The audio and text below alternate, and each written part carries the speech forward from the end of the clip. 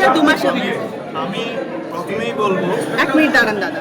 হ্যাঁ বলুন। ওরা যারা কমিটিটা আছে এই কমিটিটা টোটালি বেআইনি।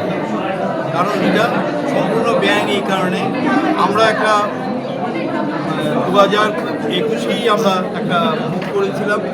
সেখানে একটা ভোটার লিস্ট নিয়ে আমাদের একটা কমপ্লেন ছিল। সেই কমপ্লেনের এগেনস্টে ওরা এতদিন করে, কিন্তু ভোটার লিস্ট সেই 2025-এ এসে, আর 25শে সেপ্টেম্বর মাসে এসে ভোটার লিস্টের জন্য 3জন স্পেশাল অফিসার নিযুক্ত করে। 3জন স্পেশাল অফিসার 3জনকে মানে পয়সা দিতে হবে।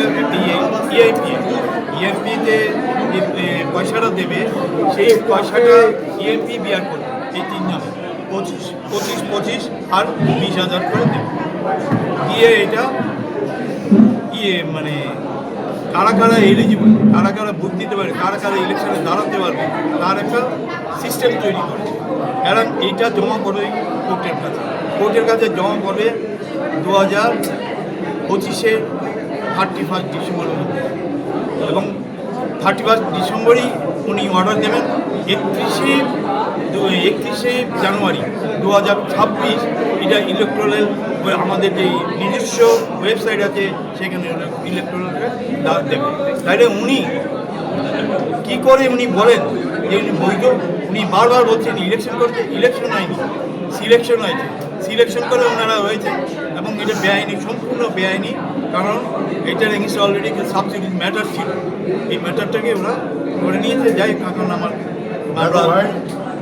টাকা জমা দিচ্ছি আমি, মেম্বারশিপ করে দিচ্ছি আমি, কার্ড তৈরি করে দিচ্ছি আমি, লোক ঠিক করে দিচ্ছি আমি, কাকে কার্ডটা হ্যান্ড ওভার করবো, ভোট দিয়ে যাচ্ছে তারা, আমি প্রেসিডেন্ট হিসেবে মশাতে বসে যাচ্ছি।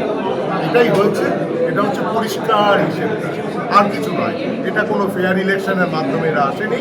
এরা এইভাবে বছরের পর বছর থাকবে বলে ঠিক করেছিল।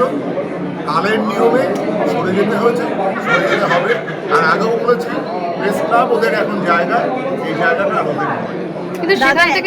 কিন্তু সেখান থেকে দাঁড়িয়ে উনি তো এখনো পদত্যাগ করেননি। তাহলে আমরা যদি সেই লিখিত জায়গায় বলি, তাহলে উনি এখনো সভাপতি আপাতত রয়েছেন। তাহলে কি আপনারা দুজন একসঙ্গে আগামী দিনে এটা নিয়েও তো একটা কমপ্লিকেশন অ্যারাইজ হবে? আমাদের সর্বোচ্চ বডি কোনটা জানো?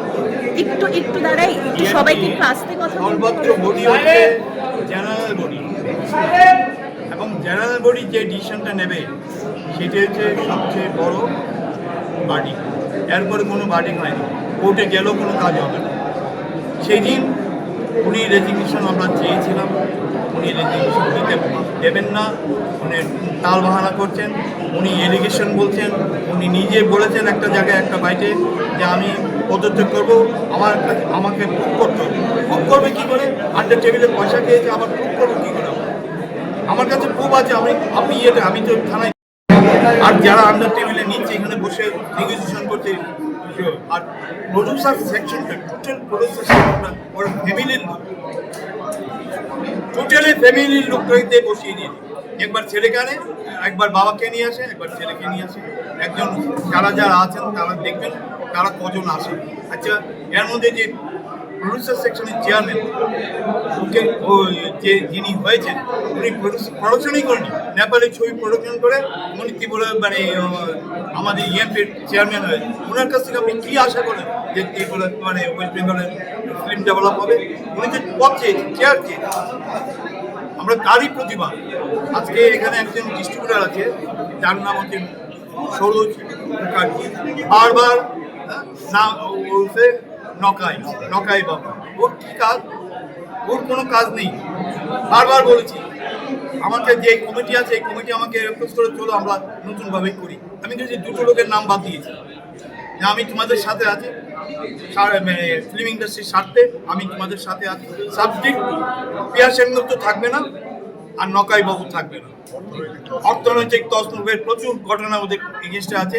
এখানে এটাকে ব্যবসাখানা বানিয়ে নিয়েছে, এখান থেকে ব্যবসা করেন, ওনার সকালবেলা আসেন, বিকালবেলা চলে যাবেন। এটা হচ্ছে ওনাদের কাজ।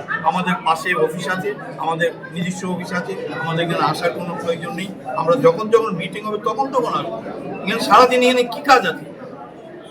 এটাকে অফিস বানিয়ে নিয়েছি, নিজস্ব মানে প্রোডাক্ট মানে এখন যেতে কষ্ট হচ্ছে এতদিন ওনার ছিলেন এই যিনি চেয়ার সাথে যেন তেন নাটক যে নাটকটা করেছে এই নাটকে আমি নিজে গেছি মেডিকেল কলেজে গিয়ে দেখি হাঁটতে হাঁটতে চলছে হাসাহাসি চলছে ঠাট্টা চলছে নাটকে এই নাটকের কোনো মানে আছে এখান থেকে আবার এখানে উনি চলে এসেছেন সব চেকআপ টেকআপ করে এখানে চলে এসেছেন কারণ আমাদেরও একটা ডায়েরি করতে হবে ও তো ফার্স্ট ডায়েরি করবে আমরাও গেছি থানাতে কিন্তু তখনও আসেনি উনি মেডিকেল কলেজ থেকে ডাইরেক্ট এখানে চলেছেন এখানে 1 ঘন্টা 1.5 ঘন্টা থেকে 9টা 9:30 সময় উনি হাঁটতে হাঁটতে 3 তলায় উঠে গেলেন উনি যদি অসুস্থই হতেন আপনাদের ক্যামেরাতে আছে আমার কাছে ক্যামেরাতে আছে ওরা দেখলাম উনি হাঁটতে হাঁটতে উঠে গেলেন উনি নাটক না এই নাটকের কোনো দরকার ছিল না সেদিনকে যে ধনী ভোটটা হয়েছিল সেই ভোটে তো বহু প্রযোজক ছিলেন না তো তাদের সঙ্গে আপনাদের কথা হয়েছে যেমন এসবিএফ বলুন বা ক্যামেলিয়া বা সুরিন্দর ফিল্মস বাকি যে production house রয়েছে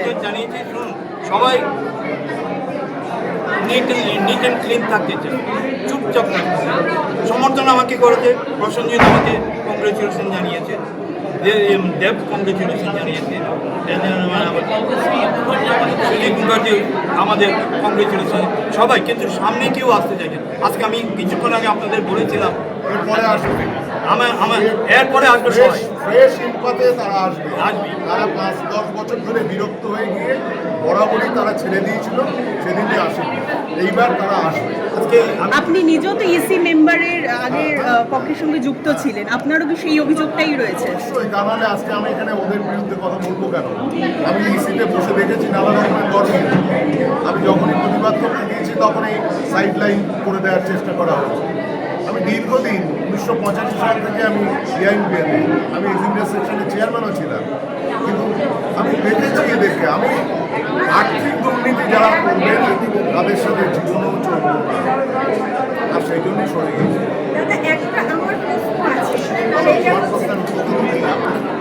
দাদা সেইটা হচ্ছে যে আপনারা তো এতদিন ধরে দুর্নীতিতে অত্যন্ত বিরক্ত আজকে একটা সময় এসছে পালাবদলের আপনারা পালাবদল করছেন কিন্তু আপনাদের কমিটির মধ্যেও কিছু কিছু সদস্যের নামেও কিন্তু সেই দুর্নীতির অভিযোগ আসছে যখনই ভিডিও বা ছবি আমরা দিচ্ছি সংবাদ মাধ্যমে তাদের নাম উল্লেখ করে কিন্তু সেখানে আসছে এই দিকটাও কি আপনারা বিবেচনা করেন?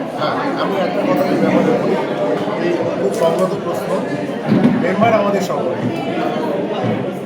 কীভাবে কেমন আছে আমরা জানি না আমরা কাকে কতখানি দায়িত্বের মধ্যে রাখছি এটা আপনাদের তারা সাধারণ মেম্বার তাদের কথা কতখানি আমরা রক্ষা করছি তারা কতখানি আমার মেম্বারদের স্বার্থ বিঘ্নিত করছে তাদেরকে প্রপার মশলাতে বসাচ্ছে কিনা এটা আপনাদের দেখতে মেম্বার আমাদের সবাই কারো বিরুদ্ধে ওইভাবে কোনো প্রেভান্স আমরা দেবো না বলবো না কিন্তু আমরা দায়িত্ব দিচ্ছি ফ্রেশ লোকগুলোকে কিনা সেটা আপনারা একবার